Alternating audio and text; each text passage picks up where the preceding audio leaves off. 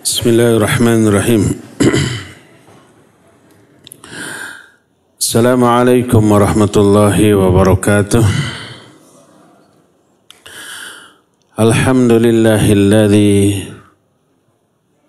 arsala rasulahu bil huda wa dinil haqq liyudhhirahu 'alad dini kullihi walau karihal musyrikun. Wa asyhadu an la ilaha illallah wahdahu la syarika lah wa asyhadu anna Muhammadan abduhu wa rasuluh ya ayyuhalladzina amanu taqullaha haqqa tuqatih wa la tamutunna illa wa antum muslimun wa ba'd. Hadirin jamaah Masjid Raya Cipaganti Bandung yang Allah muliakan, para pendengar Radio Tarbiyah Sunnah Bandung, Radio Al-Bayan Cianjur, Radio ARBK di Kebumen, Radio 1 Lombok, Radio Surakolbu Jayapura, Radio Amubah Pangkal Pinang, Radio Hidayah Pekanbaru, pemirsa RBK TV, pemirsa Aila TV Cirebon, pemirsa Asil TV di Pekanbaru, dan pemirsa Ahsan TV di mana saja Anda berada. Alhamdulillah, dan juga Surau TV Padang.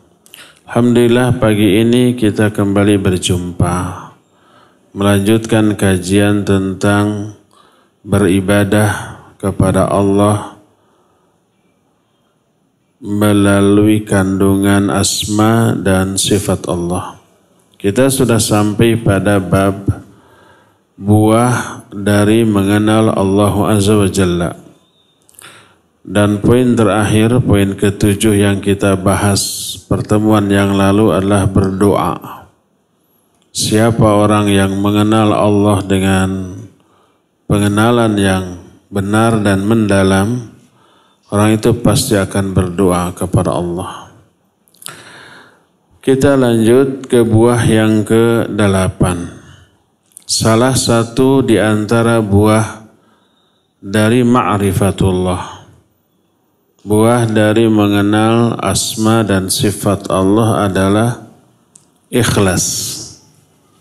Orang yang mengenal Allah dengan sebenarnya pasti akan ikhlas. Tak mungkin riya. Kalau riya menunjukkan kebodohan orang itu tentang asma dan sifat Allah subhanahu wa ta'ala. Sebagaimana perkataan Imam Ibn Rajab rahimahullahu ta'ala, ma tadhahara al-mura'i ilal khalqi bi amalih illa bijahlihi bi'azamatil khaliq. Kata Imam Ibn Rajab, tidaklah seorang yang riya menampakkan amal-amalnya secara zahir kecuali karena kebodohan dia tentang keagungan Allah subhanahu wa ta'ala. Karena bodoh tentang Allah maka riya. Karena bodoh tentang syariat Allah maka riya, sum'ah, ujub, takabur, dan yang sejenisnya. Kenapa bisa demikian? Karena kalau orang yang tahu tentang keagungan Allah, dia nggak akan butuh terhadap apresiasi orang, penilaian orang, pujian orang. Orang yang memiliki uang miliaran, triliunan, lalu ditawari uang 10.000, 20.000, butuh apa enggak? Enggak, 20.000, 10.000 mah tuh, ya. Enggak ada harganya dibanding seluruh uang yang ada pada saya. Miliaran loh, dolar lagi. Orang yang hanya mengharapkan apa yang ada di sisi Allah, berupa ampunan, berupa pahala, berupa rahmat, berupa keridhaan. Orang itu mustahil butuh terhadap pujian orang, pujian manusia, terlebih mengharapkan pujian orang itu bisa menghilangkan seluruh yang dia harapkan yang ada di sisi Allah. Coba bayangkan umpama kita punya uang 10 juta. Kemudian ada orang yang menyodorkan, nih saya kasih uang 2.000. Tapi begitu saya kasih uang 2.000, uang 20 juta kamu hilang. Mau enggak? Ya enggak lah, amit-amit jabang bayi. Kasabrang, kapalembang. Balikna, mawa empe-empe. Jadi seperti itu gambarannya, ya. Berkata muallif, inna idraka ma'ani al-asma was sifat ala tahqiq yahmilul amda ala ifradillahi bil qasd wal ibti'ad an sarfi syai'in minal ibadah li ghairihi ta'ala. Sesungguhnya mengenal asma dan sifat Allah secara benar akan menuntun seorang hamba untuk mengesahkan Allah dalam hal niat. Niat dalam beribadah beramal soleh. Mengesahkan Allah artinya niat ibadah, niat amal solehnya itu hanya untuk Allah. Dan pasti akan menjauhi segala sesuatu yang bisa merusak nilai dari ibadah yang dia lakukan, termasuk meninggalkan riya, ya. Nah, sedangkan walidha kana min a'dhabi ma yukhallasul 'abdu min dansi riya mulahadhati asma'illahi wa sifatihi. Oleh karena itu di antara cara yang paling agung yang bisa dilakukan oleh seorang hamba untuk membersihkan diri dari riya adalah mendalami, memahami asma dan sifat Allah. Siapa yang memahami asma Allah seperti Al-Ghani? Apa arti Al-Ghani? Kaya raya.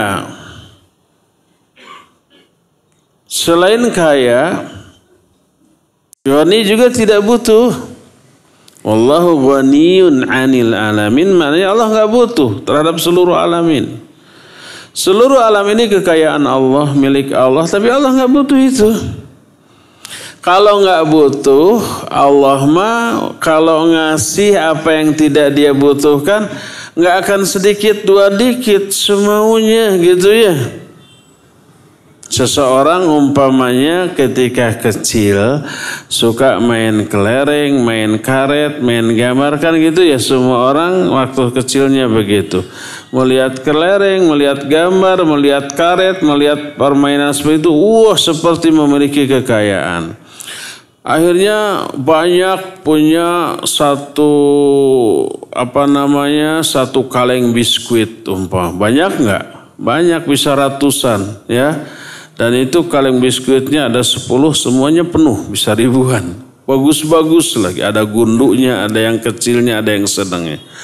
Sampai dewasa. Setelah dewasa kan gak butuh lagi semua itu ya. Ada gak yang segede ini sekarang masih suka main kelereng? Saya pikir gak ada. Obsesinya, kebutuhannya sudah lain lagi. Lebih butuh gadget daripada itu.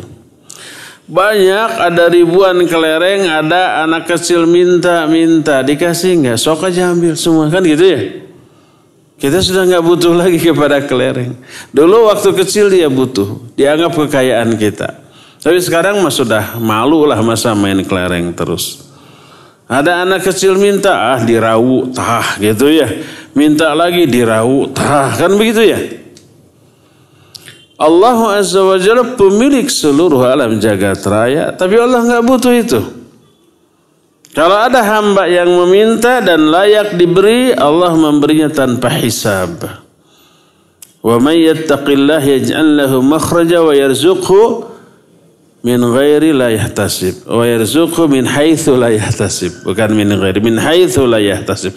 Enggak akan ngitung Allah kalau ngasih kepada orang bertakwa, ya. diberikan dalam jumlah yang amat sangat banyak. Itu pertama. Kedua, selain Allah Ghani, Allah juga Karim, Jawad. Apa Karim dan Jawad? Dermawan, berehan, tukang ngasih ke orang. Dan kalau diminta pasti ngasih, kalau tidak diminta dia marah. Itu kandungan makna Ar-Rahman dan Ar-Rahim. Nah, selain itu Allah Subhanahu wa ta'ala selain kaya raya dan gak butuh terhadap kekayaan yang dimilikinya, Allah juga amat sangat dermawan. Nah, selain itu Allah super pencemburu. Sedikit hak Allah tidak ditunaikan, dia marah gak ngasih loh. Kalau umpamanya Allah itu diduakan dalam hal apapun dia murka. Allah berfirman dalam hadis qudsi yang sahih riwayat Imam Muslim, ana aghna syuraka'i 'anis syirki faman 'amila amalan asyraka fihi ma'i ghairi taraktuhu wa syirkahu. Aku adalah zat yang paling tidak membutuhkan sekutu, tidak membutuhkan tandingan ataupun saingan, enggak butuh. Maka siapa orang yang melakukan satu amalan tapi dia menduakan amalan itu dengan yang lainnya. Ketika mengamalkan amalan itu dia menduakan niat. Sebagian untuk Allah, sebagian untuk pujian orang. Allah menyatakan taraktuhu wa syirkahu. Aku tinggalkan dia, tinggalkan amalannya, tinggalkan perbuatan syiriknya. Enggak butuh kepada yang seperti itu. Itu Allah Maha Pencemburu tuh. Maka apa yang diharapkan oleh orang itu dengan beramal berupa ampunan, rahmat, pahala, keridhaan, Allah nggak kasih sedikit pun. Saking maha pencemburunya Allah Subhanahu wa ta'ala. Nah, orang yang meyakini sifat-sifat Allah seperti itu, maka pasti dia itu akan menunjukkan niat beramal hanya untuk Allah semata-mata, nggak akan dibagi dua. Terus orang itu juga tahu niat seluruh manusia yang tersembunyi di dalam dada. Kita bisa menyembunyikan isi dada dari manusia, dari penglihatan orang. Orang nggak tahu isi hati kita, tapi Allah Maha tahu. Sekecil apapun ria ini disembunyikan di dalam hati kita, Allah tahu.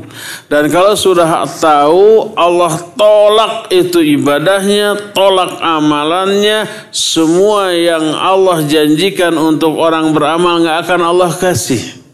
Allah menjanjikan pahala, Allah menjanjikan ampunan, Allah menjanjikan keridhaannya, Allah menjanjikan umpamanya rahmatnya, Allah menjanjikan surganya. Itu yang Allah janjikan kepada orang yang beramal. Tapi ketika Allah melihat ada satu titik ria, semuanya itu enggak akan Allah kasih. Takut apa tidak? Takut. Nanti terkena dengan peribahasa yang keren dalam bahasa asing, capek gawe teka pakai barijeng di teke. Sudah capek berbuat, nggak kepake, nggak dikasih balasan, digetok lagi, diazab oleh Allah Subhanahu wa ta'ala. Ya. Nah, selain itu Allah juga mencatat seluruh amalan yang dilakukan oleh hamba, termasuk apa yang ada di dalam hatinya. Allah tahu dan Allah catat. Yang mencatatnya para malaikat yang Allah suruh atas perintah Allah Azza wa Jalla, dan kelak ditampakkan dan kelak akan dibalas sesuai dengan apa yang tercatat di dalam buku catatan itu. Makanya salah satu di antara sifat Allah adalah Al-Hafidh. Al-Hafidh itu maha penjaga, maha pemelihara. Menjaga apa? Banyak hal, termasuk menjaga, memelihara amalan yang dilakukan oleh manusia berupa catatan. Nanti Allah akan tampakkan siapa yang ria, siapa yang ikhlas akan terketahui.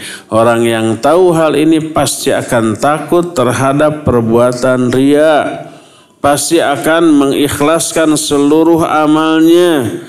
pasti dia itu akan melakukan segala sesuatu karena Allah, amalnya karena Allah, ucapannya karena Allah, cintanya, bencinya karena Allah subhanahu wa ta'ala, memberi karena Allah, menolak pemberian karena Allah. Dia tidak menginginkan apresiasi manusia, pujian manusia, penilaian manusia, bahkan balasan dan terima kasih pun tidak.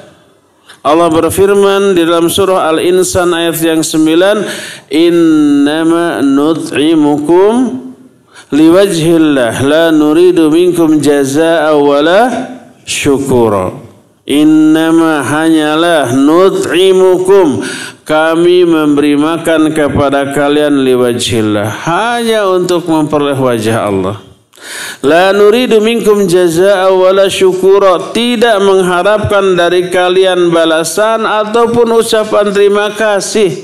Tenuhun-nuhun acan, tidak mengharapkan ucapan terima kasih, mengharapkan nuhun-nuhun acan.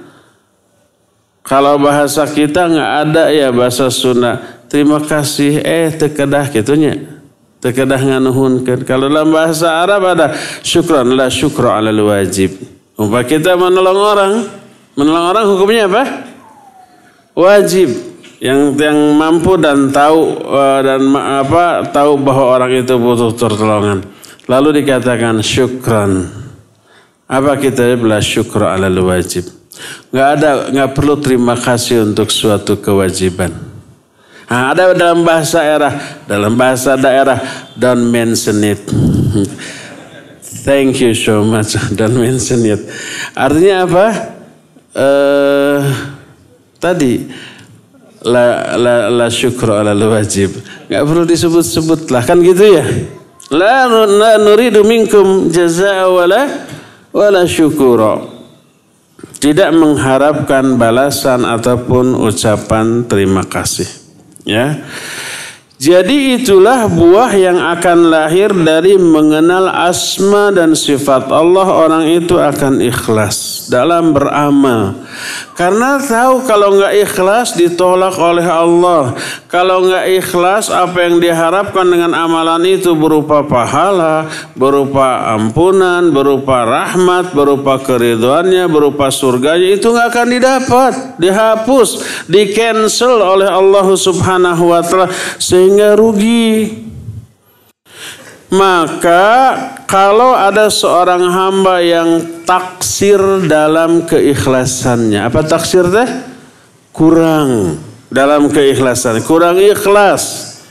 Mau kurang ikhlas, mau tidak ikhlas sebenarnya sama. Kalau kurang ikhlas itu berarti ada campur riya, keterpaksaan, tendensi duniawi, dan itu sama dengan tidak ikhlas. Orang yang tidak ikhlas dan orang yang terjerumus ke dalam riya, orang yang meniatkan amalan bukan untuk Allah Azza wa Jalla, itu semua disebabkan karena kebodohan dia tentang asma dan sifat Allah. Sebagaimana perkataan Imam Ibn Rajab tadi, beliau menyatakan ma tadhaharal murai ilal khalqi bi amali illa bi jahlihi bi azamatil khaliq. Tidaklah seorang yang riya menampakkan amal perbuatannya kepada manusia kecuali karena kebodohan orang itu tentang keagungan Allah subhanahu wa ta'ala. Ya. Maka ketika menerangkan perkataan Imam Ibn Rajab ini, berkata muallif rahimahullah, dzalika anna man imtala'a qalbuhu bi'azamatillah fa innahu yastasghiru kulla man siwa fala yarju minhu qurban bi'amalihi aw rizqan biqawlihi wa lam yata'allaq bi ghairillah. Wallahu ta'ala lahul amru kulluh fala yakunu fil kauni syai'un illa bi amrihi wa amalihi.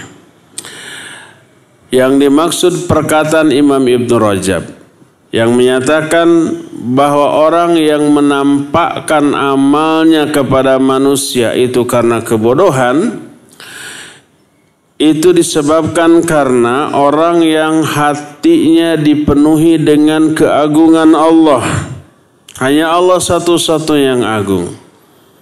Hanya balasan Allah satu-satunya yang tak ada bandingnya. Ampunan, rahmatnya, keridhaannya, surganya itu jauh lebih mahal daripada apa? Dunia dan isinya. Sampai-sampai dikatakan dalam salah satu hadis, kalau di dalam dua tangan seorang manusia tergenggam seluruh kekayaan dan kekuasaan di alam dunia. Alam dunia ini milik dia semuanya, beserta seluruh kekayaannya. Lalu dengan itu dia mengucapkan Alhamdulillah. Maka ucapan Alhamdulillahnya jauh lebih baik daripada kekayaan dunia yang ada dalam genggamannya. Karena kekayaan dunia mah pasti fana, pasti hancur, pasti binasa, pasti hilang. Kalau toh abadi atau lama, minimal kita pemiliknya tidak akan lama ya. Betapa banyaknya orang yang kekayanya banyak, nggak habis 7 turunan, tapi dia hanya menikmati puluhan tahun saja. Kadang-kadang, bukan kadang-kadang, seringkali dia masih hidup, tapi kekayaannya tak bisa lagi dinikmati. Ya, umpamanya sudah usia 60 tahun, 70 tahun ke atas, sudah sakit-sakitan. Kekayaannya banyak melimpah, dia bisa membeli apapun yang dia inginkan. Tapi tidak bisa dinikmati karena apa? Karena terhalang oleh kondisi fisiknya, penyakitnya, ya. Mau makan ini itu harus dipertimbangkan kolesterol, asam urat, diabetes, kadar gulanya. Terus juga tensi darahnya. Terus juga apalagi lah yang seperti itu ya. Mau makan yang enak-enak durian simontong. Enggak boleh. Langsung tensinya naik. Kolesterolnya naik. Asam uratnya naik. Bisa langsung ke rumah sakit ya. Lewat tukang sate geber-geber. Aduh, kecium baunya ya. Sate kambing setelah makan si montong tadi luar biasa. Nggak boleh sama dokter. Lalu apa yang boleh dia makan? Udah sayur bening saja tanpa garam. Untuk apa coba kekayaan yang melimpah? Jadi seluruh dunia ini tidak ada apa-apanya dibanding apa yang ada di sisi Allah di akhirat kelak. Ampunannya, pahalanya, rahmatnya, surganya, dan yang sejenisnya. Ya, tidak ada apa-apanya seluruh yang ada di alam dunia ini. Berdasarkan hal itulah maka siapa orang yang hatinya dipenuhi dengan pengagungan kepada Allah, harapan memperoleh apapun yang ada di sisi Allah, maka dia akan menganggap kecil segala sesuatu yang ada di dunia ini selain apa yang ada di sisi Allah. Semua kekayaan, kekuasaan, jabatan, pangkat, popularitas, nonsens. Gak ada nilainya dibanding ampunan Allah, pahala Allah, rahmat Allah, surga Allah Azza wa Jalla. Maka dia tidak akan mengharapkan apapun dari ibadahnya kecuali mengharapkan apa yang Allah janjikan untuk kepentingan akhiratnya ya. Itulah buah dari mengenal asma dan sifat Allah secara benar, yaitu lahir keikhlasan. Saya ingin memperdalam penjelasan tentang keikhlasan. Makanya puntennya ulah bosen, ulah bored apa boring? Bored. Kalau boring ngebetein, I'm boring. Berarti kamu ngebetein, berarti saya nyebelin gitu. Kalau saya bosen, bored. Ya gitu.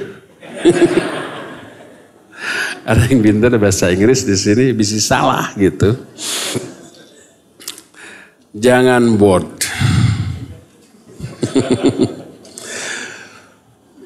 Mudah-mudahan saya tidak boring.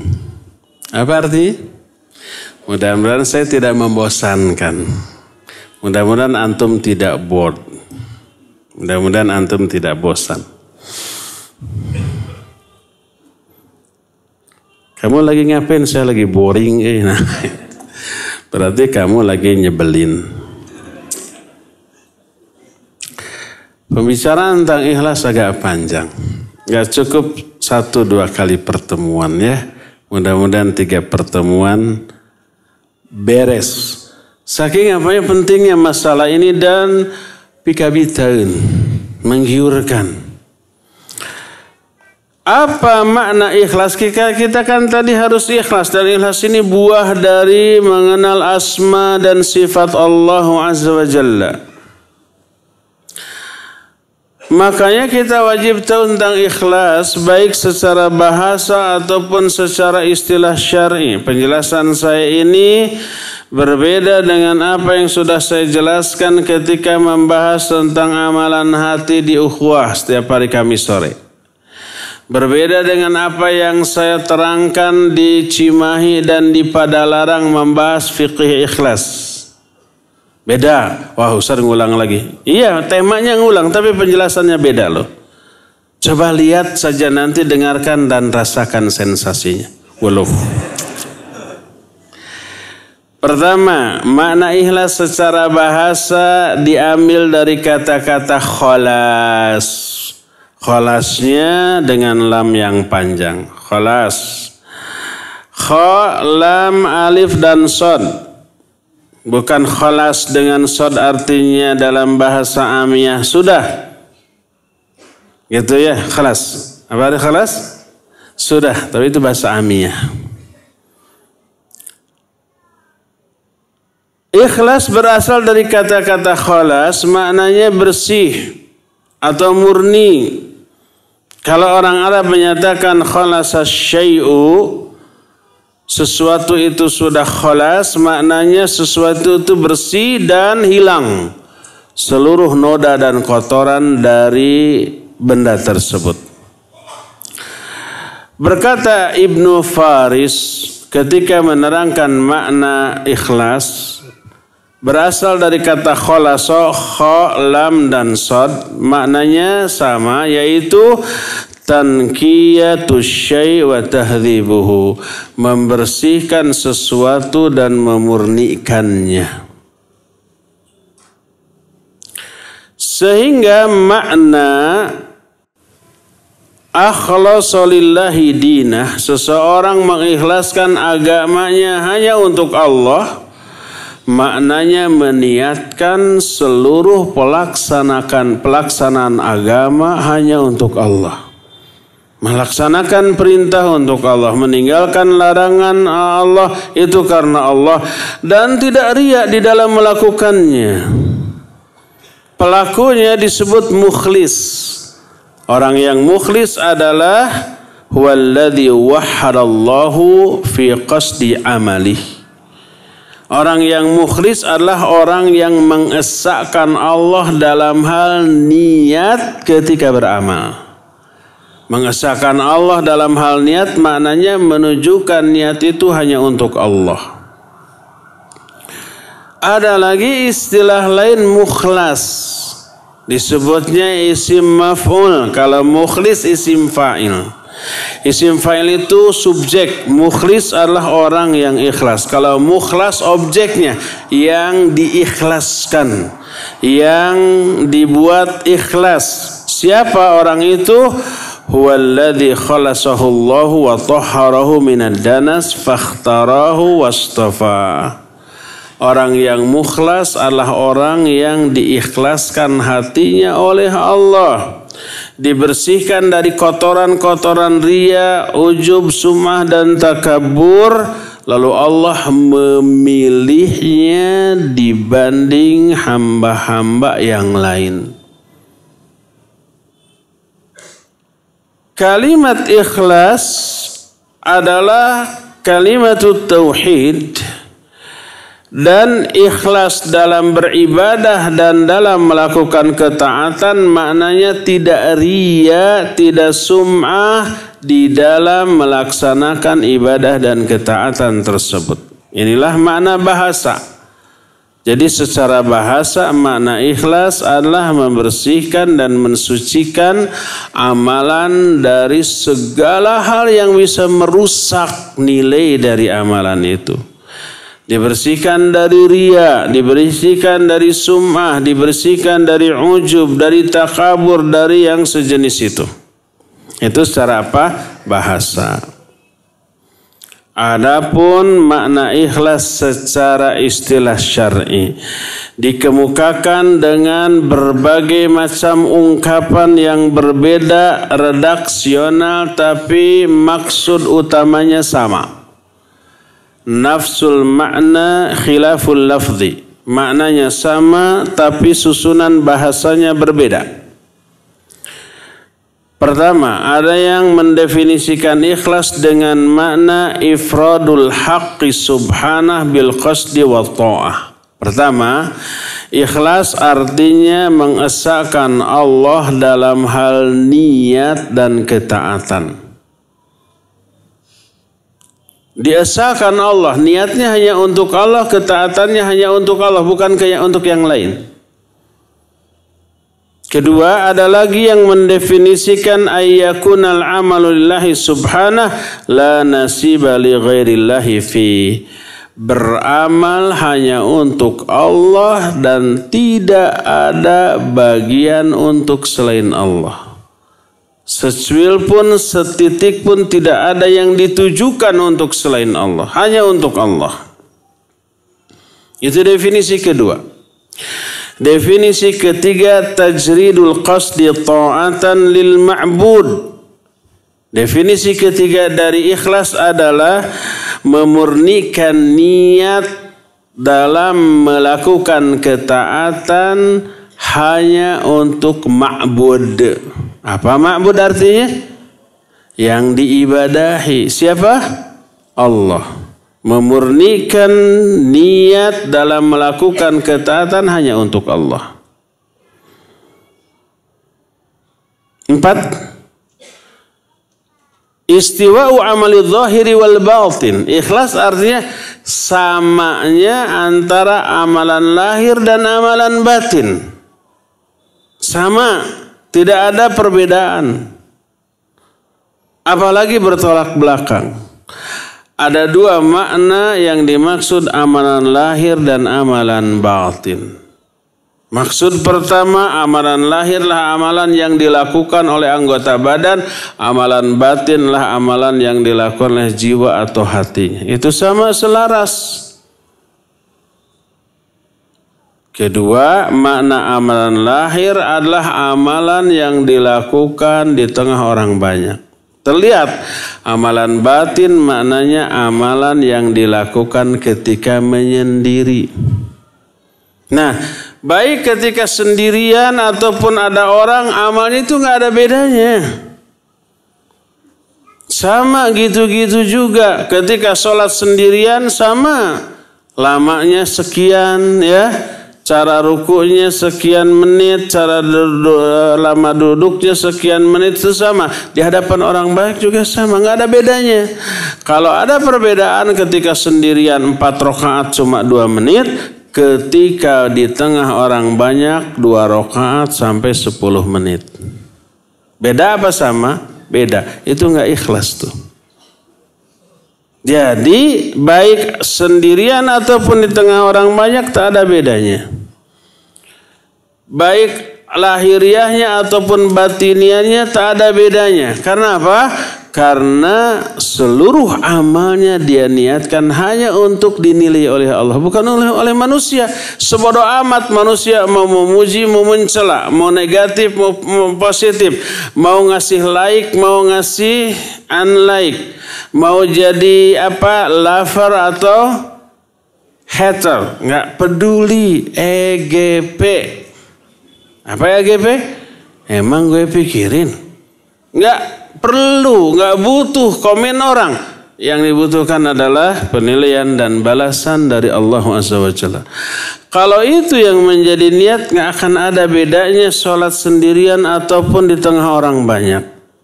Apakah dilihat orang ataupun tidak dilihat orang, nggak ada beda. Itu keikhlasan.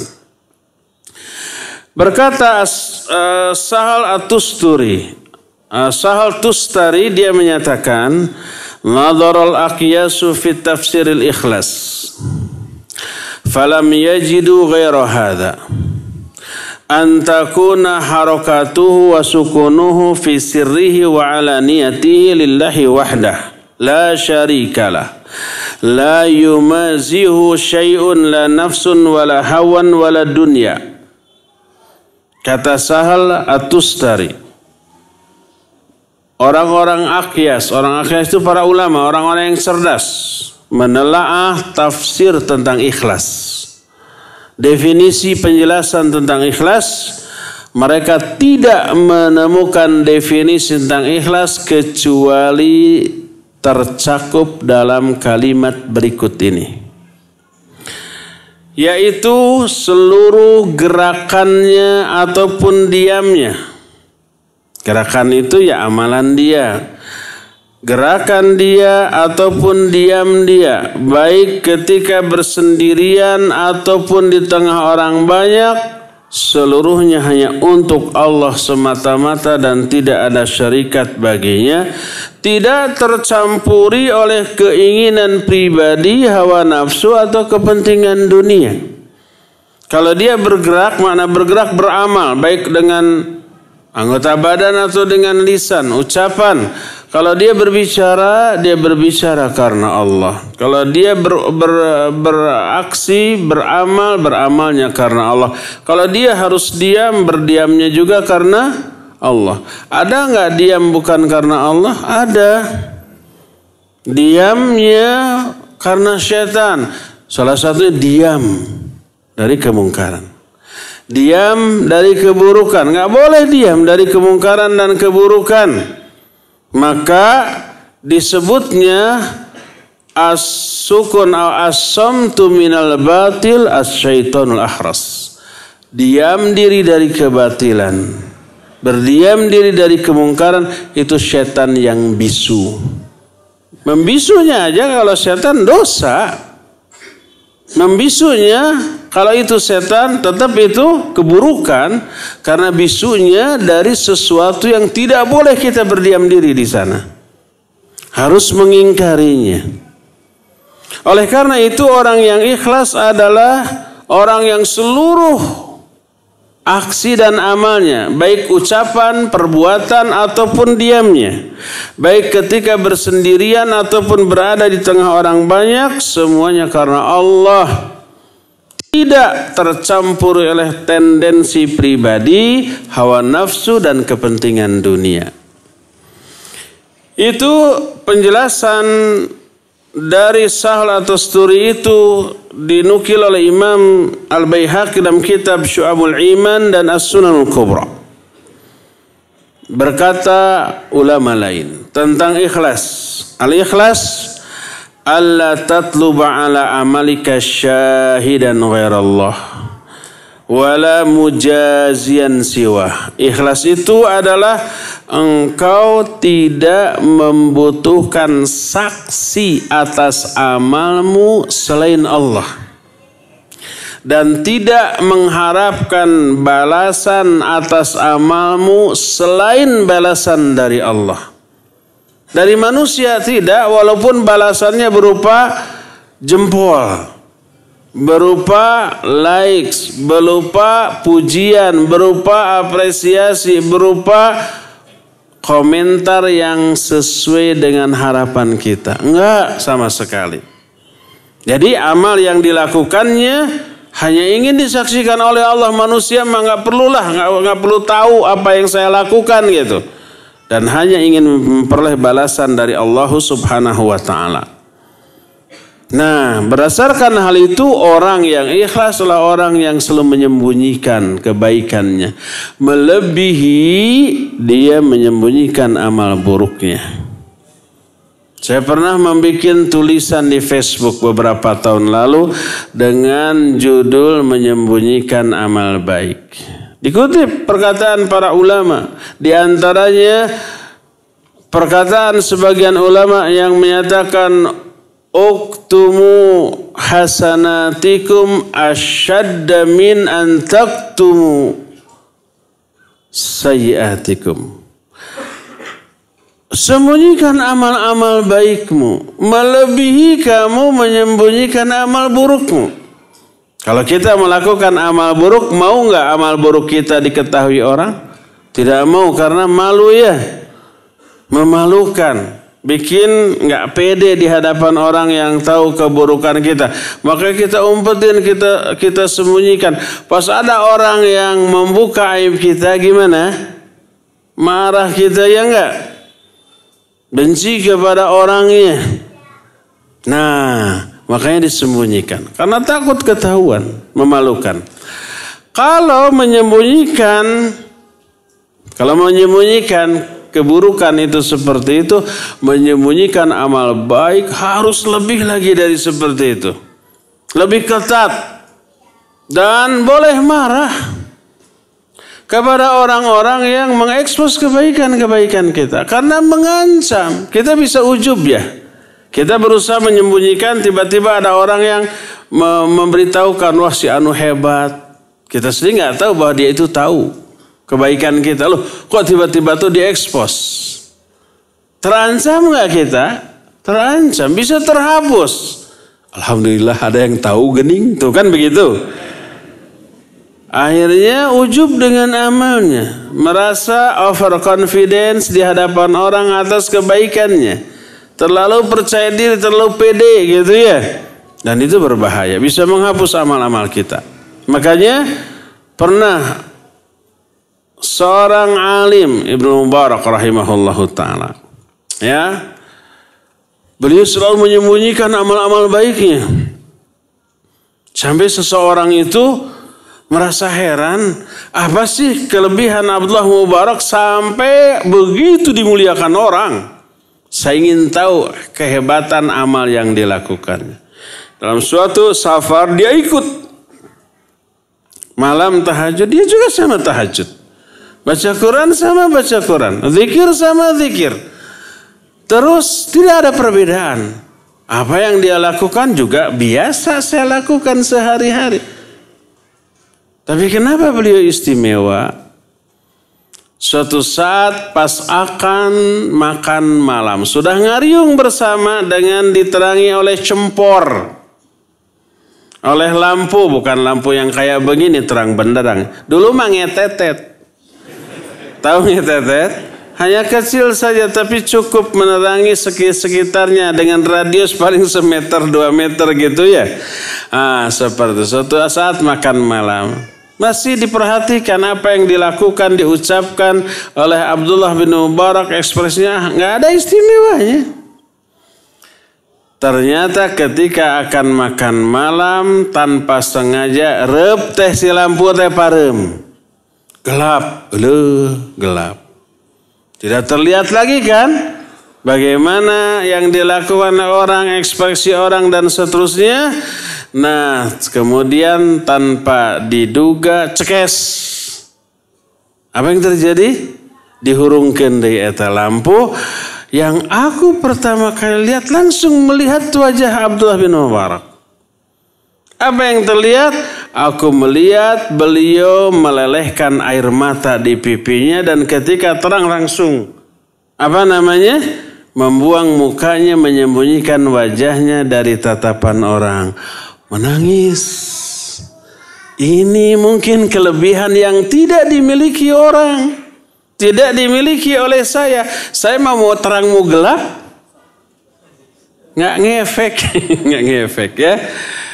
Nah, nanti kenapa Abdullah bin Mubarak menangis ketika lampu ini gelap dan seterusnya? Ternyata memang pada hakikatnya ketika bersendirian beliau selalu menangisi dosa-dosanya. Ketika orang nggak ada yang tahu dan ketika ada di hadapan orang beliau menampakkan wajah yang cerah ceria dan friendly. Apa friendly itu? ramah kepada sesama orang, tersenyum, menunjukkan ekspresi senang di hadapan orang untuk memberikan kebahagiaan kepada hati orang yang melihatnya. Tapi ketika bersendirian beliau kembali menangis kepada Allah Azza wa Jalla. Suatu saat terjadi peperangan antara kaum muslimin dengan kaum kafir. Musuh sudah berhadap-hadapan, ya, senjatanya ya pedang, tombak, panah yang seperti itu kan. Gak ada senjata api seperti zaman sekarang. Umumnya sebelum terjadi peperangan ada yang disebut dengan mubarozah terlebih dahulu. Mubarozah itu perang tanding satu lawan satu. Jagoan dari sana maju, jagoan dari sini maju. Tiba-tiba datang orang kafir keluar. Siapa yang berani melawan saya? Langsung maju seorang dari kaum muslimin. Perang tanding mereka. Tak lama kaum muslimin kalah. Mati. Oh, sorak mereka. Ayo siapa lagi? Maju lagi. Mati lagi. Sampai 3 kali. Ini orang jago bingit. Ini orang cekatan, kuat, cepat ya. Gerakannya banyak tipuan. Tuti harja dia. Jangan tahu apa singkatannya.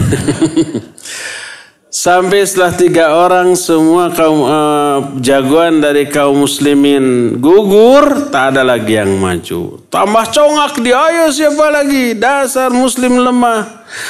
Tiba-tiba dari arah belakang datang seseorang dengan menutup wajahnya. Dengan menutupkan himar ya, himar itu bukan himar, nama imamah bahasa kitanya, sorban. Tapi terpalit. Sorbannya ditutupin ke wajahnya. Lalu dia melawan orang itu dengan gagah berani. Orang ini tidak gede. Dan apa yang terjadi? Kalahlah orang kafir itu. Lalu bergemalah takbir Allahu Akbar. Menantang lagi, ada lagi yang mau maju? Tidak ada. Akhirnya orang ini kembali ke barisan. Dan seluruh pasukan gak tahu siapa dia karena tertutup. Ada seorang yang penasaran diikuti ke belakang. Dia tetap menyembunyikannya. Tidak ingin diketahui. Dan dari arah belakang ditariklah imamahnya dan terbukalah wajahnya, orang-orang lihat. Apa yang terjadi? Siapa dia? Ternyata dia adalah Abdullah bin Mubarak. Rahimahullahu ta'ala. Para ulama jagoan loh. Ya, tidak loyo. Kelihatan ketika ngaji loyo gitu ya. Tapi di medan perang luar biasa. Itu para ulama zaman dahulu. Ketika dibuka, oh Abdullah Mubarak. Oh, tahulah ini Abdullah Mubarak. Apa yang terjadi? Abdullah bin Mubarak marah. Saya menyelamatkan amal saya, kamu menjerumuskan saya ke dalam kecelakaan. Beliau tidak ingin dikatakan kalau kita mah, oh lihat dibuka, oh gini kan. Ini mah enggak. Disembunyikan kebaikan-kebaikannya ya.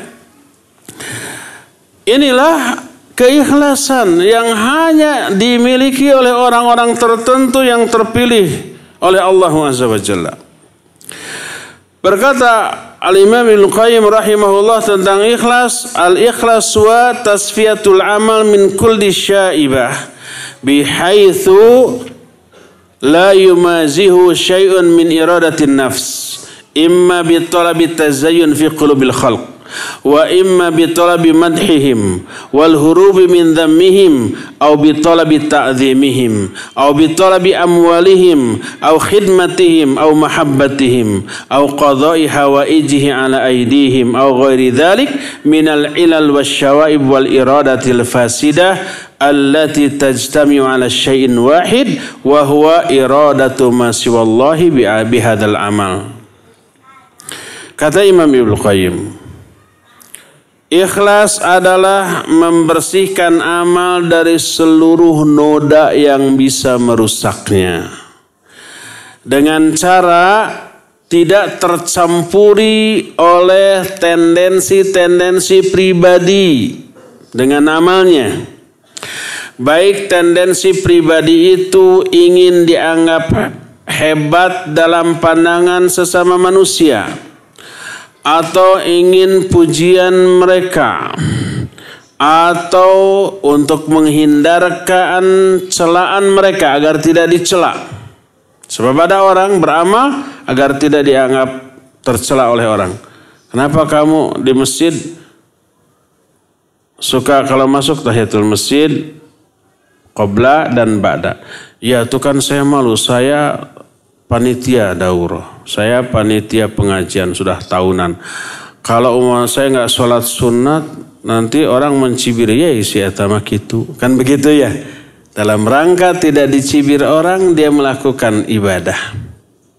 Bukan karena itu ibadah. Laisa lil hurub min dhammihim, bukan untuk menghindari celaan mereka. Bukan mengharapkan penghormatan dan penghargaan mereka, bukan mengharapkan uang mereka atau khidmah servis dan pelayanan mereka, bukan mengharapkan cinta manusia, bukan mengharapkan agar mereka mau membantu kita di saat kita membutuhkannya, atau alasan-alasan lain yang bisa merusak amal yang dilakukannya. Itulah ikhlas. Berdasarkan hal itu, maka ikhlas maknanya tauhidul iradah wal qasad hatta yakuna Allahu huwa muradaka wahdak fala taltafit ila syai'in ma'ahu subhanah. Jadi ikhlas artinya mengesahkan, menunggalkan niat dan tujuan dari amalan sampai hanya Allah lah yang menjadi tujuan utama dari amalan kita, tidak dibarengi dengan tujuan-tujuan lainnya selain itu. Inilah makna dari keikhlasan baik secara bahasa ataupun secara istilah syar'i. Bagaimana kedudukan ikhlas di dalam agama ini? Oh, luar biasa. Sehingga setidak-tidaknya saya akan mengungkapkan 4 poin yang menjelaskan amat sangat super penting bingitsnya ini niat dalam ajaran Islam. Ini ikhlas dalam ajaran Islam. Pertama, ikhlas adalah hakikat Islam itu sendiri. Ikhlas itu intisari dari ajaran yang dibawa oleh para rasul sejak zaman dahulu sampai Nabi Muhammad sallallahu alaihi wasallam. Kenapa? Karena ikhlas adalah intisari dari tauhid, dan tauhidlah intisari dari seluruh agama yang dibawa oleh para nabi. Tidak ada seorang pun nabi yang diutus kecuali mereka menyatakan, ya qaumi ibudullaha ma lakum min ilahin ghairuh. Hai kaumku, sembahlah hanya Allah. Tidak ada sembahan lain yang hak selain Dia bagi kalian. Ya, sampai kepada Nabi SAW, ketika orang yang kafir mau masuk Islam wajib mengucapkan kalimat tauhid. La ilaha illallah, dan ini intisari dari keikhlasan, karena makna la ilaha illallah adalah tidak ada sesembahan yang hak selain Allah, termasuk tidak ada niat yang ditetapkan ketika ibadah kepada Allah kecuali niatnya hanya untuk Allah. Siapa yang beribadah kepada Allah tapi menduakan niat, sebagian 99% untuk Allah, 1% untuk pujian manusia, maka dia sudah syirik dalam hal niat. Ditolak oleh Allah Azza wa Jalla. Ya. Allah berfirman dalam Al-Quran surah Az-Zumar 29. Daraballahu mathalan rajulan fihi syuraka mutasyakisuna wa rajulan salama lirajulin hal yastawiyani mathala. Allah memberikan perumpamaan tentang 2 orang. Satu orang hamba sahaya milik 2 tuan. Satu orang lagi hamba sahaya milik 1 tuan. Apakah kedua-duanya beda? Apakah kedua-duanya sama? Tidak sama. Jadi kalau tuannya dua, ketika mengerjakan satu perintah seorang tuan, lagi ngerjain, tuan yang lainnya manggil, hei fulan ta'al, nih kerjakan ini. Bingung apa tidak dia? Bingung. Kalau umpama yang sebentar, tanggung nih, dia bisa disiksa oleh tuan yang kedua. Kalau oke, I'm coming umpamanya, saya datang, tuan yang pertama marah, ya. Bingung dia. Berbeda dengan hanya dimiliki oleh satu tuan, dia hanya taatnya kepada satu orang saja. Ketika menerangkan hal ini berkata Syekhul Islam, "Faman lam yastamilillah faqad istakbara. Wa man istaslama lillah wa li ghairihi faqad asyraka. Wa kullun minal kibr wa syirik diddul Islam wal Islam diddus syirik wal kibr." Siapa orang yang tidak mau tunduk kepada Allah, maka orang itu takabur. Siapa orang yang tunduk kepada Allah tapi tunduk juga kepada selain Allah, tunduknya kepada dua pihak, kepada Allah dan kepada selain Allah, berarti orang ini telah syirik. Baik takabur ataupun syirik, dua-duanya lawan dari Islam, dan Islam lawan dari syirik dan takabur. Lalu beliau melanjutkan, ikhlasuddin lillah wad dinul ladzi la yaqbalullahu siwah. فهو الذي بعث به الأولين والآخرين من الرسل وأنزل به جميع الكتب واتفق عليه أئمة أهل الإيمان وهذا هو خلاصة الدعوة النبوية وهو قطب القرآن الذي تدور عليه روحه. Ikhlas dalam beragama karena Allah merupakan agama inti yang tidak akan diterima selain hal tersebut.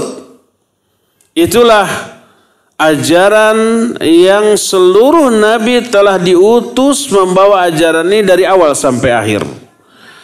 Itulah inti dari ajaran yang karenanya kitab-kitab Allah diturunkan dari mulai Taurat, Zabur dan Injil. Dan itulah inti ajaran yang disepakati oleh seluruh orang-orang yang beriman. Dan itu pula intisari dari dakwah para nabi, dan itu menjadi poros bagi Al-Quran yang seluruh ayat berporos pada hal tersebut. Padahal keikhlasan. Tanpa keikhlasan seluruh pengamalan Al-Quran sia-sia. Salat diperintahkan oleh Al-Quran tapi riya sia-sia. Bukan hanya sia-sia tapi diazab. Ya. Inilah yang pertama.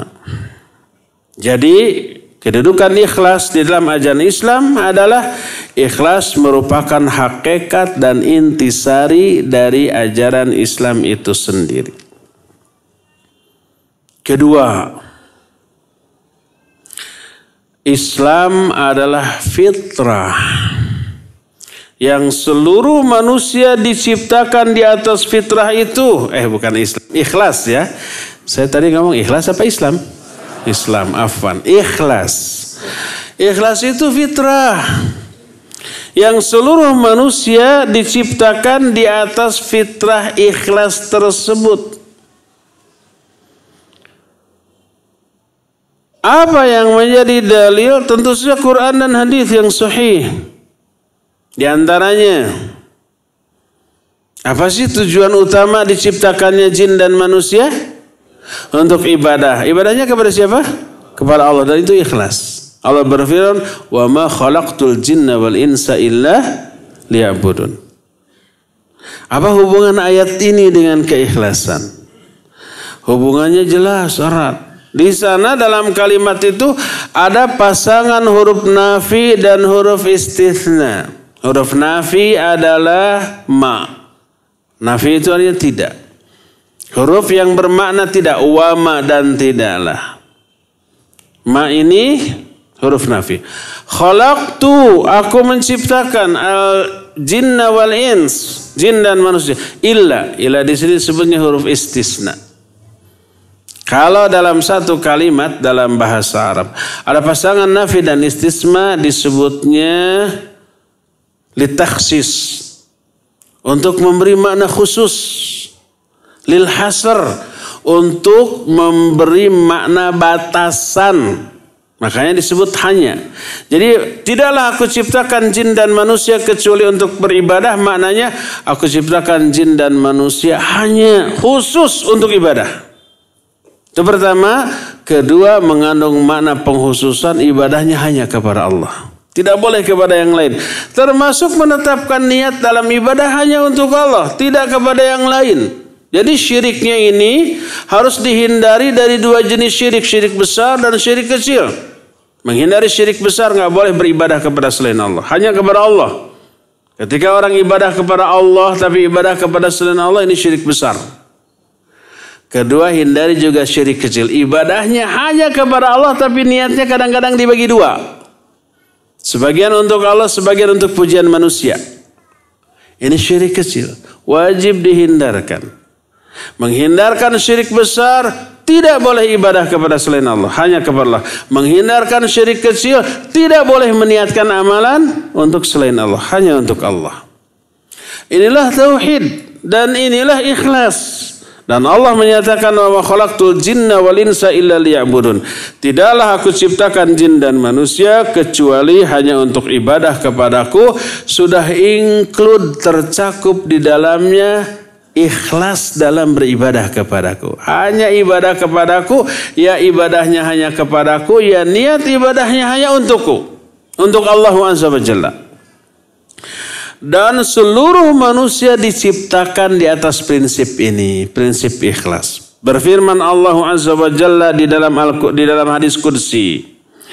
Hadis qudsi ini sahih, riwayatkan oleh Imam Muslim, diterima dari Iyad bin Himar. Berkata Rasul sallallahu alaihi wasallam bahwa Allah Azza wa Jalla berfirman. Kata Allah, "Inni khalaqtu ibadi hunafa'a kullahum."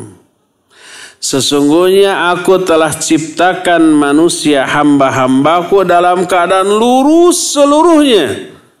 Lurus ini maknanya tauhid, baik tauhid besar ataupun tauhid kecil. Tauhid besar itu hanya beribadah kepada Allah, tauhid kecil itu hanya ibadah dengan niat untuk Allah. Jadi ibadahnya hanya untuk Allah, niatnya juga untuk Allah. Maka itu yang disebut dengan hanif. Jamanya hunafa. Allah berfirman, khalaqtu ibadi hunafa'a kullahum. Aku telah ciptakan hamba-hambaku dalam keadaan hanif seluruhnya. Menunjukkan bahwa ikhlas ini adalah fitrah. Seluruh manusia diciptakan di atas fitrah ini.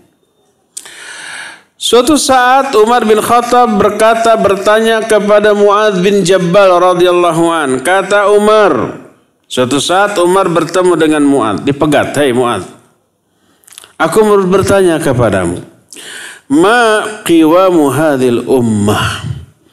Apa sih tonggak utama bagi umat ini? Maka dijawab oleh Mu'adz, "Thalathun hunnal munjiyat." Ada 3 tonggak dari umat ini. Ketiga-tiganya adalah al-munjiyat. Munjiyat itu penyelamat. Penyelamat umat dari kehancuran, dari penyimpangan. Apa saja ketiga hal ini? Pertama al-ikhlas wa huwal fitrah. Pertama ikhlas. Dan inilah fitrah kata Mu'adz. Lalu Mu'adz menyatakan fitratallahi allati fataran nasa 'alaiha. Itulah fitrah Allah yang semua manusia telah diciptakan di atas fitrah itu. Kedua, as-shalah wa hiyal millah. Kedua, salat. Dan inilah tonggak dari agama. Dan yang ketiga, wa ta'ah wa hiyal ismah. Ketaatan kepada seluruh aturan Allah, dan inilah ismah. Ismah ini keselamatan. Lalu ketika mendengar jawaban itu berkata Umar, "Shaddaqta, benar engkau hei Mu'adz." Dari sinilah maka kita mengetahui betapa agungnya kedudukan ikhlas di dalam agama sampai dijadikan sebagai fitrah bagi seluruh manusia. Ya. Karena itu pula kalau amalan perbuatan dilandasi dengan ketidakikhlasan, maka terlaknat amalan itu, terlaknat pelakunya. Semua yang terlaknat berarti buruk. Salat dilaknat bila riya. Bukan salatnya yang menjadi penyebab, tapi riyanya itu. Walaupun riyanya sedikit, sudah saya berikan penjelasan, walaupun sedikit tapi kotor itu merusak seluruhnya. Ada peribahasa dalam bahasa kita, karena nila setitik rusak susu sebelangga. Susu yang banyak, ini susu murni nih, susu sapi atau onta gitu, sebelangga. Saya nggak tahu belangga teh baskom apa ya? Baskom.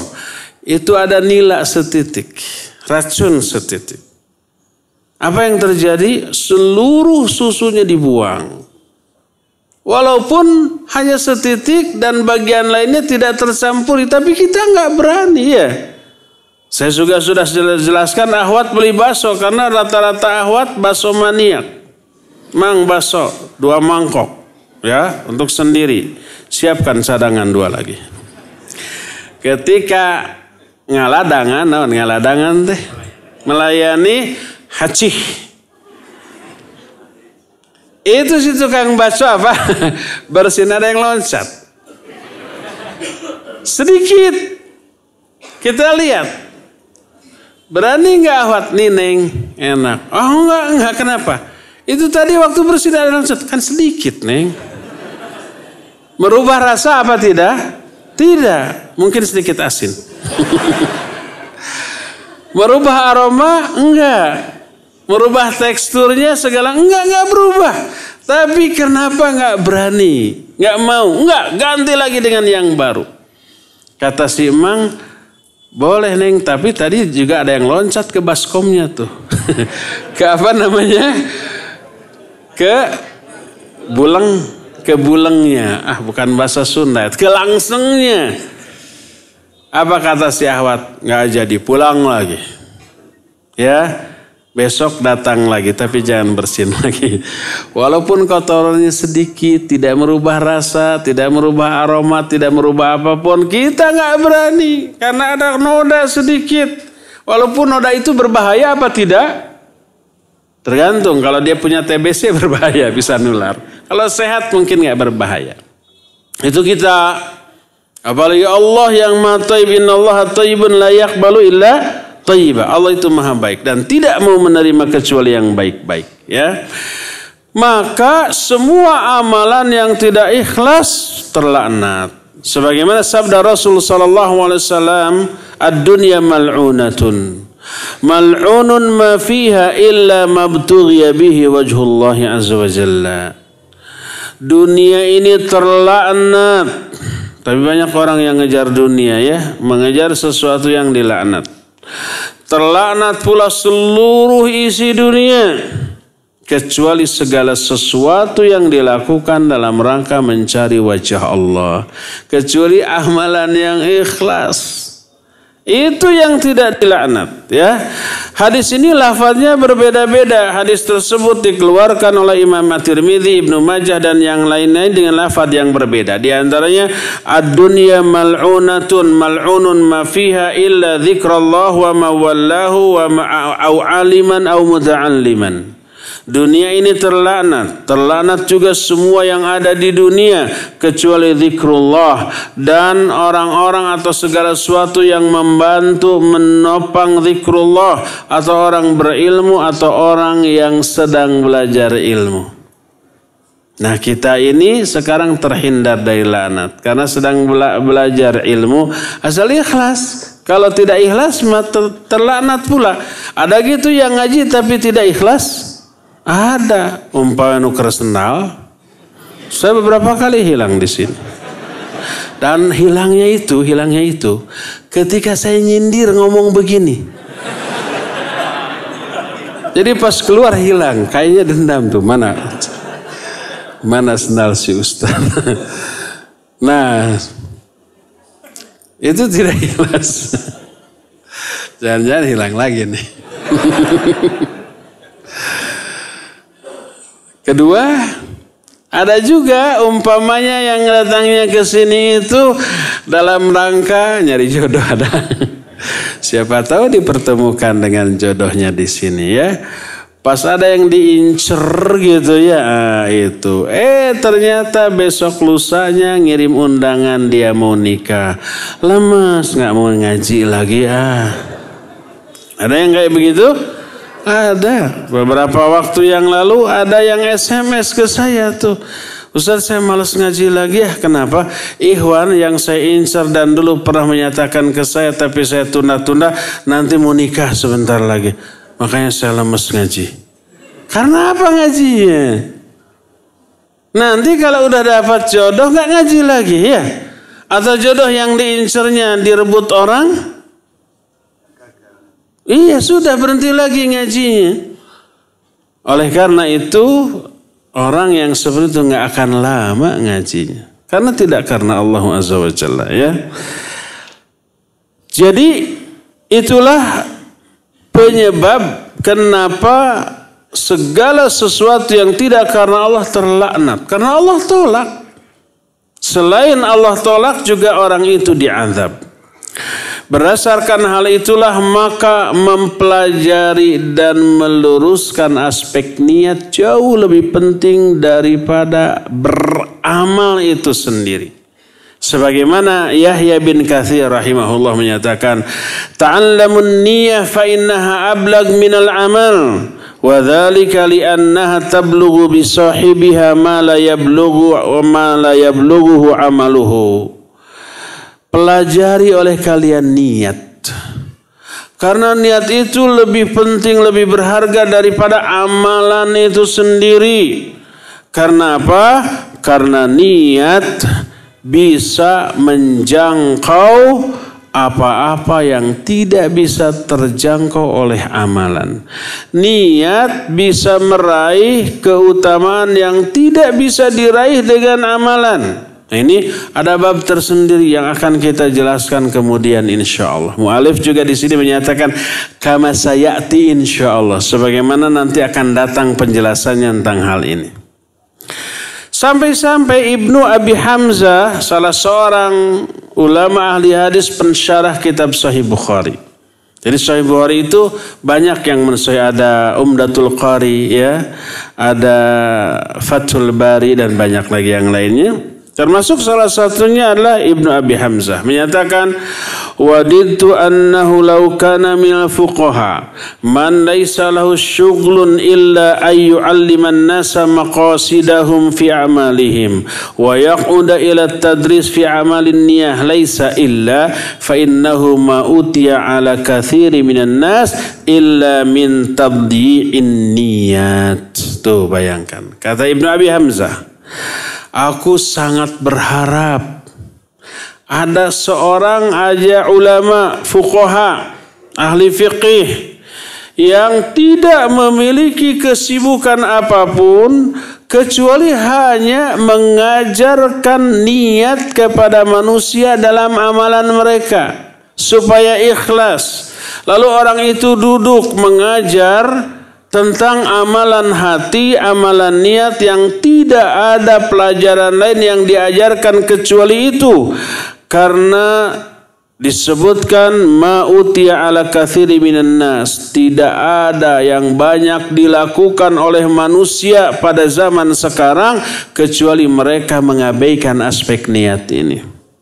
Maka perlu ada orang yang takhasus, spesialis membahas masalah amalan hati, masalah niat supaya lurus. Sebab ketika niat ini tercoreng, gugur hancur seluruh amalan, bukan hanya tidak diterima alias ditolak, tapi juga di apa tadi? Diazab. Capek gawe teka pakai barijeng di teke bikin bete. Inilah yang kedua. Kedudukan ikhlas di dalam agama ini sebagai fitrah. Ketiga, keempat, dan seterusnya akan kita teruskan di hari Selasa yang akan datang. Ya, untuk sekarang cukup sampai di sini. Iya, kita akan bertanya jawab, tapi sebelum itu saya mau bagi-bagi hadiah terlebih dahulu ya. Hadiahnya luar biasa, lebih baik daripada dunia dan isinya. Selama isi dari hadiah ini difahami dan diamalkan. Kalau umpamanya bukunya ya murah meriah. Taib, siapa yang mau ikhwan? Bukunya Fikih Asmaul Husna. Fikih Asmaul Husna nanti kita bahas setelah membahas ini ya. Dan panduan lengkap menuntut ilmu. Siapa? Ini belakang siapa namanya? Ghazi. Sudah pernah belum? Dapat?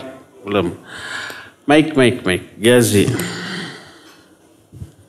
Hadiah dengan buku Fikih Asmaul Husna dan panduan lengkap bagi para penuntut ilmu. Sebutkan makna ikhlas secara bahasa dan secara istilah. Secara bahasa berasal dari kata kholas yang artinya bersih, murni, atau menghilangkan noda dan kotoran dari suatu tersebut. Sedangkan menurut istilah ada beberapa pendapat. Pendapat yang pertama, ikhlas berarti mengesahkan Allah pada niat dan ketaatan. Yang kedua, beramal hanya untuk Allah dan tidak ada bagian untuk selain Allah. Yang ketiga, memurnikan niat dalam melakukan ketaatan hanya untuk yang diibadahi, yaitu Allah. Dan yang keempat, samanya antara amalan lahir dan batin. Ada dua makna. Secara lahir, yang pertama, lahir itu anggota badan dengan batinnya itu jiwa. Terus yang makna kedua, lahir itu dilakukan di tengah orang banyak dan batin itu dilakukan saat sendirian. Pintar, jazakallahu wa barakallahu fiik. Pintar bacanya. Ahwat, tapi itu menunjukkan dia menulis. Perhatiannya. Ahwat dengan hadiah yang sama ada? Siap Ustaz. Barakallahu fiik. Iya, ahwat dengan hadiah yang sama. Sebutkan kedudukan ikhlas di dalam ajaran Islam. Ada 4. Yang ke-1 itu ikhlas itu adalah hakikat dari Islam itu sendiri. Dan ikhlas itu adalah inti dari tauhid itu sendiri. Yang kedua itu ikhlas itu adalah fitrah. Baru 2 Ustaz. Katanya ada 4. Minggu depan. Mau hadir lagi enggak minggu depan? Insya Allah kalau libur kuliah. Sekarang enggak libur apa kabur? Ya, barakallahu fiik, nanti ambil ya.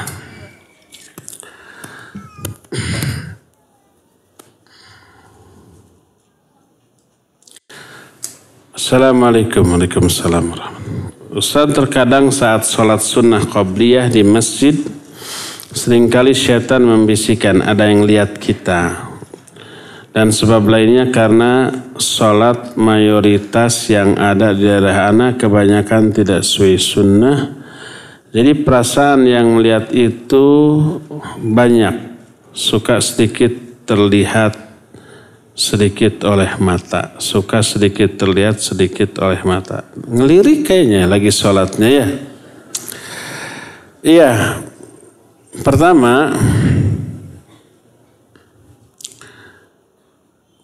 bahwa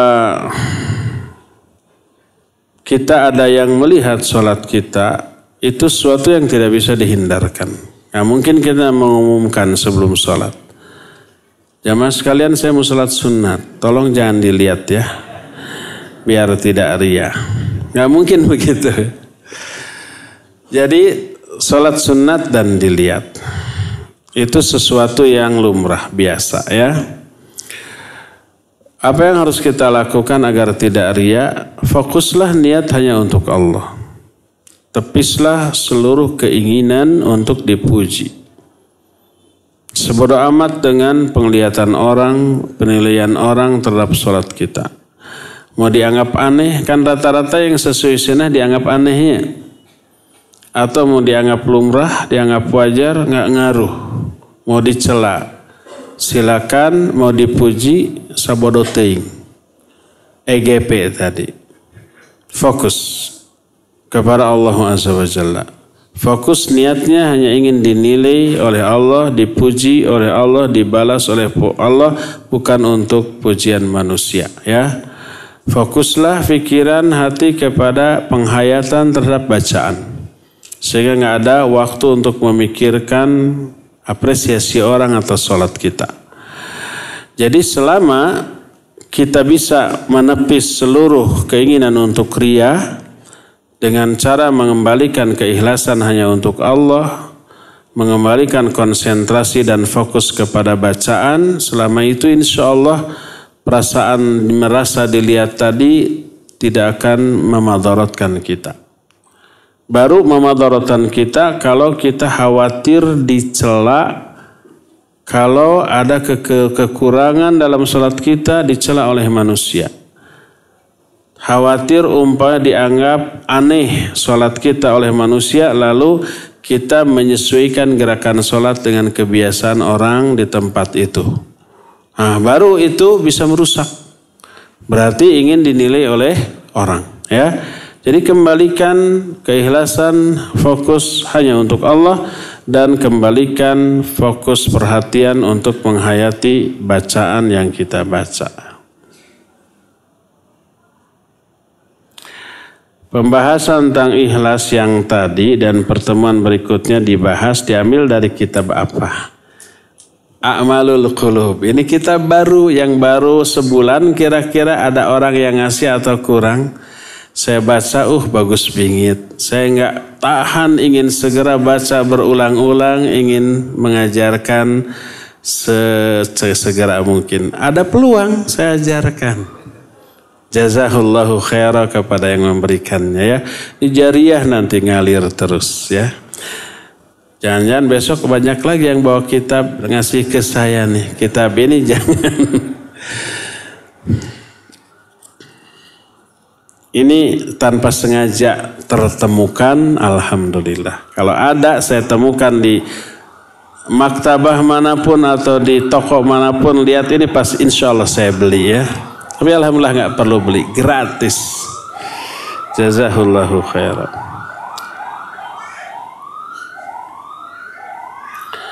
Assalamualaikum Ustaz. Waalaikumsalam.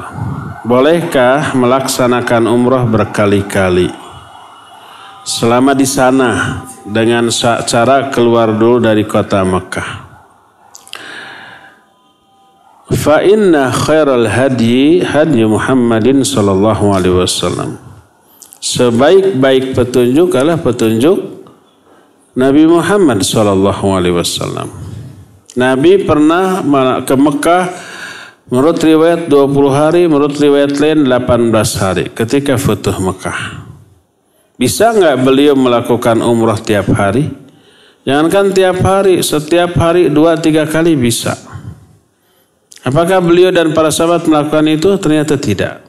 Hanya sekali dalam satu perjalanan. Dalam satu kali perjalanan hanya satu kali umrah, sudah. Besok lusa sampai sebelum pulang waktu banyak, kesempatan banyak, tapi beliau tidak melakukannya. Itulah sunnah beliau ketika umrah. Dalam satu kali safar, satu kali perjalanan hanya melakukan satu kali umrah. Seandainya melakukan berkali-kali umrah itu baik, niscaya Nabi dan para sahabat jauh lebih dahulu melakukannya daripada kita. Tapi ternyata beliau dan para sahabat tidak, ya. Lakukan dalam satu kali perjalanan hanya satu kali umrah. Walaupun kita punya banyak kesempatan melakukan umrah tiap hari di sana dengan cara ambil miqat ke luar Mekah gitu, ya. Bisa ke Arafah, bisa ke Tan'im, bisa ke macam-macam, ke Ja'rona. Itu banyak. Tapi contoh dari Nabi dan para sahabat hanya melakukan satu kali umrah dalam satu perjalanan. Wallahu a'lam. Ustaz, maaf ya. Ustaz. Ya. Ini pemilik mobil D1684 AFZ putih tolong digeser karena menghalangi yang mau keluar. Sekali lagi, mobil D1684 AFZ putih menghalangi yang lain, tolong digeser. Terima kasih. Afwan, Ustaz.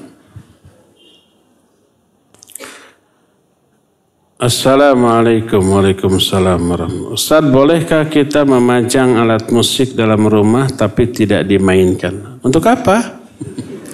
Nanti penasaran, coba gonjreng gitu kan. Boleh nggak dijual? Kalau dalam bentuk alat musik utuhnya tidak boleh. Tapi kalau dirusak terus bagian-bagian setelah dirusaknya itu bisa dijual, boleh jual. Tidak dalam bentuk alat musiknya seperti gitar ya.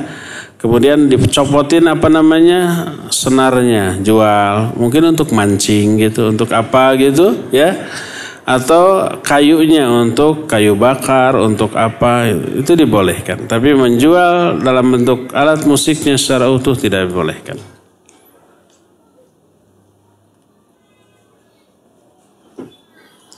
Saya sering posting di Instagram tentang agama. Mengingatkan teman untuk zikir, berpuasa, sholat duha, dan ibadah lain. Apakah saya termasuk riya? Tergantung niatnya. Kalau itu murni dakwah bagus. Kalau umpamanya mengharapkan likes, jempol, lihat. Setiap jam lihat. Jempolnya baru 1. Sampai habis masa postingannya sampai terhapus sendiri enggak ya. Ternyata sampai dilupakan orang cuma 2 jempol. Lalu kita katakan males nggak ada yang nge-like, akhirnya tidak nge-posting lagi. Berarti niatnya bukan dakwah, bukan karena Allah. Orang mau like mau tidak, yang jelas begitu baca ya, begitu lihat postingan kita dia baca, dan itu sudah sampai dakwah, dapat pahala. Kadang orang menyukai itu tapi tidak melike, ada ya. Kadang orang membenci tapi tidak nge-hate, tidak nge-like.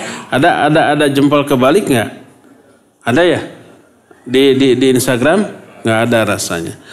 Yang penting sampaikan, mau di like mau tidak, minimal orang membaca postingan kita. Kalau itu yang kita niatkan, maka tidak ada riya. Tapi kalau umpamanya ditunggu subscribe-nya ya, dan jangan lupa jempolnya umpamanya. Nah itu, kalau enggak saya nggak akan posting lagi. Berarti itu tidak ikhlas. Ustaz. Ya. Dari Umu Aulia di Cimahi, Ustaz, pendengar radio Tarbiyah Sunnah. Bismillah, Ustaz, mau tanya tentang ikhlas. Saat seorang istri berdandan di rumah dan mengerjakan tugas di rumah, itu termasuk jihad wanita. Apakah kalau diniatkan untuk suami, apakah itu termasuk syirik? Bagaimana seharusnya niat yang benar? Syukran. Iya, barakallahu fiik. Kalau diniatkan untuk menyenangkan suami, berarti itu mengikuti perintah Allah dan Rasulnya. Dan itu bernilai ibadah ya. Mau diterima, disetujui atau tidak oleh suami, mau diapresiasi atau tidak oleh suami, yang penting kita melaksanakan ajaran Islam. Islam menyuruh kaum wanita untuk menyenangkan suaminya. Salah satunya dengan cara berdandan. Kalau suaminya berkomentar, lah kamu dandan, enggak juga tetap gitu. Maksudnya tetap cantik kok gitu ya. Tapi dalam hatinya dia senang. Dia cuma gengsi aja memuji. Karena ada karakter orang gengsi memuji pasangan, ada tuh. Padahal memuji pasangan itu berefek nggak kepada kemesraan, kedekatan, berefek apa tidak? Tentu saja berefek. Beri pujian setinggi mungkin agar dia senang. Jadi kalau ketika istri berdandan, kita Masya Allah, ini bidadari dari mana gitu aja. Kok ini wanita dari mana? Saya nggak tahan melihatnya gitu ya, karena jeleknya. Tapi tunjukkan senang. Masya Allah, ini bidadari baru turun dari surga kayaknya ya gitu ya. Nah, ya apa-apa. diungkapkan pujian itu agar dia senang ya, dia semangat ya untuk berdandan, dan itu menyenangkan kita. Secara manusiawi setiap suami laki-laki pasti senang kalau istrinya tampil fresh, cantik, wangi dan ramah menyenangkan ya, pasti itu. Adapun suami nggak ngelirik itu gengsi. Tetaplah ya, dia mengharapkan istrinya seperti itu. Jangan sampai suami sengaja membeli alat-alat kosmetik, sengaja membeli parfum agar kalau berdekatan itu wangi, tapi cuek, nggak dipakai, nggak diapa. Walaupun suami nggak nyuruh, nih saya belikan parfum, ini artinya untuk dipakai. Tapi ternyata nggak dipakai, nggak bersyukur tuh. Suami ingin istrinya pakai itu, tapi istrinya cuek, tidak memanfaatkannya ya. Jadi tetaplah istri berdandan dengan berdandan, baik suaminya memanfaatkan dandanannya atau tidak, tetap dapat pahala dari Allah Subhanahu wa taala.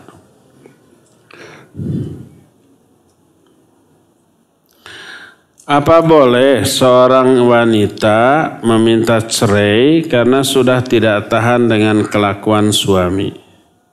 Gimana dulu kelakuannya? Kelakuannya itu ngaji, sholat, ngapain gitu. Pernah waktu itu melempar makanan ke kepala anak ketika kesal. Saya sudah berusaha bersabar, mohon bimbingannya Ustadz. Itu tidak bisa hanya dilihat kasus itu saja, tapi melihat seluruh aspek yang berkaitan dengan kasus itu. Kenapa suami sampai ngelempar itu kepada anak? Pasti ada sebab, mal tepuguh-puguhnya. Yang harus fokus itu penyebabnya mungkin dari istrinya. Istrinya yang kurang perhatian kepada anaknya. Umpamanya istrinya, "Pak, tuh suapin anakmu tuh. Saya lagi sibuk chatting," umpamanya. Lalu suaminya masih sabar ya, disuapin. Tapi suaminya ada pekerjaan lain. "Ma, ini anakmu nih, suapin." Saya masih sibuk, lagi seru di grup. Akhirnya marah, dilempar. Ya itu salah istri. Bukannya pertanyaan si istri, tapi pertanyaan suami. "Ustadz, boleh nggak menceraikan istri? Saya sudah nggak tahan dengan kelakuannya." Mungkin begitu. Coba cari penyebab kenapa suami seperti itu. Pasti ada penyebab. Nggak akan ujuk-ujuk ya. Fokus kepada penyebabnya. Barangkali dari istri, karena kesalahan istri. Perbaiki dari sisi sana, maka suami tidak akan bertindak seperti itu. Pokoknya redam segala sesuatu yang menyebabkan suami terluap emosinya. Itu yang lebih perlu ya. Kalau umpamanya terpuguh-puguh, itu perlu dibawa ke psikiater. Apapun yang rusak dari pasangan kita, perbaiki dulu. Kalau memperbaikinya masih mungkin ya. Kalau tidak mungkin diperbaiki karena penyimpangan syar'i, baru itu nanti boleh berbicara, boleh nggak minta cerai kepada suami yang seperti itu. Umpamanya dia tidak sholat, tidak saum Ramadan, dia mabuk, dia mencuri seperti itu, sudah diingatkan berkali-kali, boleh tanyakan, boleh nggak minta cerai kepada lelaki seperti itu ya.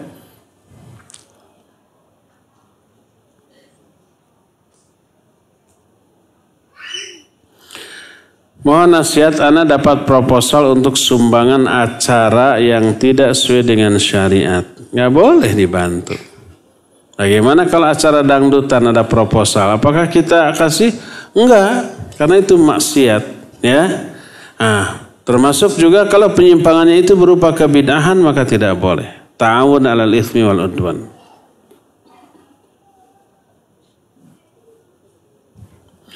Boleh nggak menunda waktu sholat untuk kajian? Contoh umpamanya kajian ba'da maghrib terus isya'nya dilabrak, terus sholat isya'nya tertunda. Boleh, ya.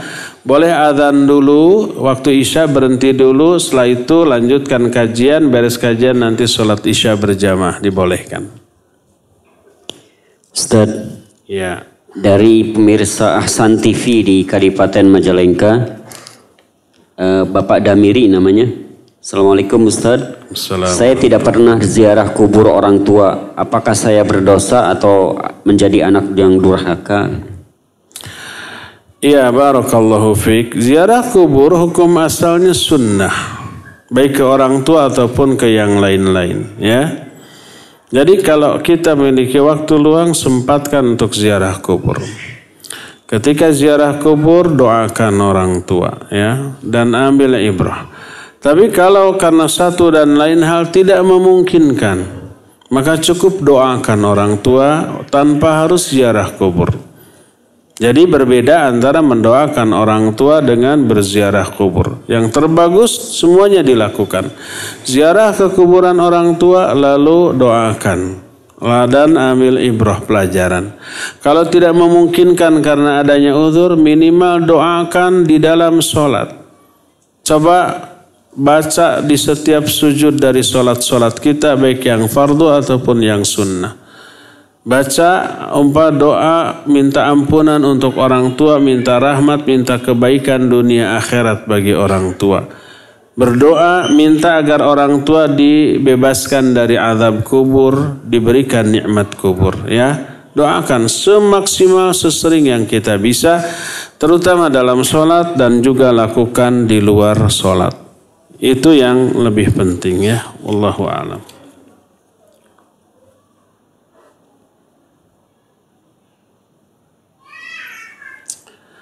Ustaz, apakah ana boleh mengambil ilmu dari dua ustaz ini? Salah satunya Ustaz Sofyan Khalid Durai, boleh. Kalau beliau ke Bandung, saya juga akan duduk. Saya akan duduk di sana untuk ngaji. Yang kedua, secara pribadi baik, beliau sahabat saya bagus. Kalau dia datang ke sini akan saya rangkul.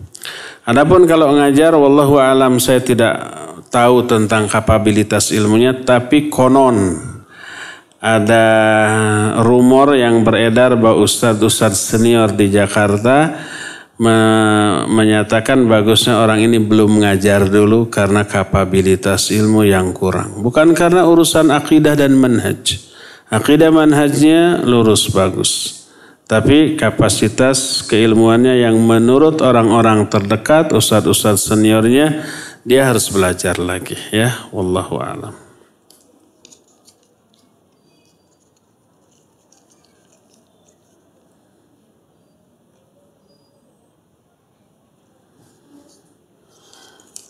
Kalau bertanya jangan panjang-panjang, ya. Nih surat segini nih.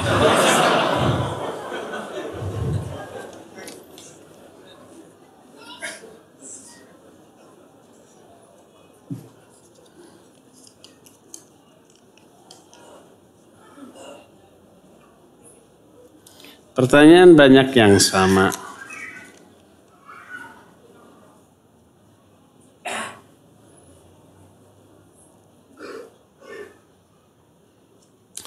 Ustaz, ada orang berhutang kepada kita dan gak bayar-bayar. Capek nagih. Dan akhirnya kita ikhlaskan hutangnya, tapi dalam hati ada kesal. Oh, bukan ikhlas atau gondok. Karena teman gak bayar, apakah itu termasuk ikhlas? Enggak ikhlas. Jadi kalau ada teman punya hutang, kalau dia mampu bayar hutang, tagih. Menagihnya itu karena sayang. Menagihnya untuk menyelamatkan dia. Sebab kalau mampu membayar tapi dia gak bayar, dia zalim, dia dosa. Nabi SAW menyatakan mutilul ghina zulmun, menunda-nunda pembayaran hutang padahal dia mampu bayar, itu kezaliman. Selama itu dia berdosa. Kalau kita berdoa keburukan untuk dia, kena loh, ya. Dan tidak boleh dibiarkan. Ingatkan, tagih. Kalau dia memang kelihatan punya, umpah hutangnya 1 juta 2 juta, setiap ditagih nggak punya. Padahal mobil ada, motor ada, jual motornya gitu. Kemudian bayar 1 juta, sisanya belikan motor bekas. Tagih terus untuk menyelamatkan dia, ya. Kalau kelihatan dia mampu. Adapun kalau dia betul-betul kelihatan tidak mampu, ya, Pas datang mau nagih teh, rumahnya sudah dikejar-kejar oleh penagih kontrakan. Ya. Terus dilihat anak-anaknya ngemerengek, kenapa anak lapar dari kemarin belum makan. Pekerjaannya tidak tentu, ya, koreh-koreh cok. Maksudnya dia buruh lepas, serabutan. Ada yang nyuruh kerja dia bisa makan, nggak ada yang nyuruh, dapurnya nggak ngepul. Kapan dia bisa bayar? Nggak kebayang. Udah yang begitu ikhlaskan. Sudah, akhi, hutang antum lunas. Antum nggak punya hutang lagi. Sampaikan kepada dia, ya. Bila perlu bantu dia untuk nafkah wajib yang utamanya bagi keluarganya di saat itu. Jadi kalau orang itu tidak bayar hutang karena benar-benar nggak mampu, bebaskan dia. Insya Allah Allah akan membebaskan kita dari azabnya di akhirat kelak. Tapi kalau orang tersebut mampu tapi menunda pembayaran hutang, itu kezaliman, tagih kejar terus gitu ya. Dan rata-rata kalau sudah berhutang, yang berhutang itu lebih galak daripada yang ngutanginnya. Harusnya yang berhutang itu yang segan ketemu. Ini malah yang ngasih hutang yang apa namanya? Yang segan. Aduh, kalau ketemu tuh pasti nyinyir lah. Mau nagih kan? Awas loh. Nah, jadi nggak enak kegiatannya ya. Yang seperti itu tagih. Dan kalau umpamanya tidak juga, tapi kita bisa memproses secara hukum, proses. Untuk apa? Untuk memberi kesan atau untuk memberi efek jerak kepada dia. Nanti dia nggak akan gitu-gitu lagi ya. Jadi lihat karakter dan keadaan orang tersebut. Kalau umpamanya dia berhutang ya dan mampu, ya udahlah lunas. Nanti dia berhutang gitu lagi ke semua orang. Nanti dia jadi modus itu gitu ya. Tenang, sekarang pinjam, pas nagih mas saya bisa lebih galak daripada dia. Dia nggak akan berani lagi nagih. Itu jurus dia lakukan itu ke banyak orang. Maka tidak maslahat. Itu madarat. Jadi kalau yang seperti itu kata Syekh Al-Utsaimin, proses secara hukum agar dia jerak dari kebiasaan buruknya. Terakhir ya, terakhir yang warna pink dari Ahwat. Mohon nasihat, ana sering pusing dan rungsing. Kalau di rumah ada yang memutar musik, namun ana belum sanggup melarang karena kadang yang nyetelnya orang tua. Duh, gimana caranya supaya saya nggak pusing ya Ustaz? Kalau begitu saya juga bingung gimana. Ada banyak alternatif ya. Pertama ngekos. Ngekos. Kalau itu tidak menimbulkan madarat yang lebih besar ya. Yang kedua dakwahi orang tua dan itu yang terbaik. Beritahukan tentang efek dari musik itu. Mas, saya nggak bisa belajar, saya nggak bisa konsentrasi.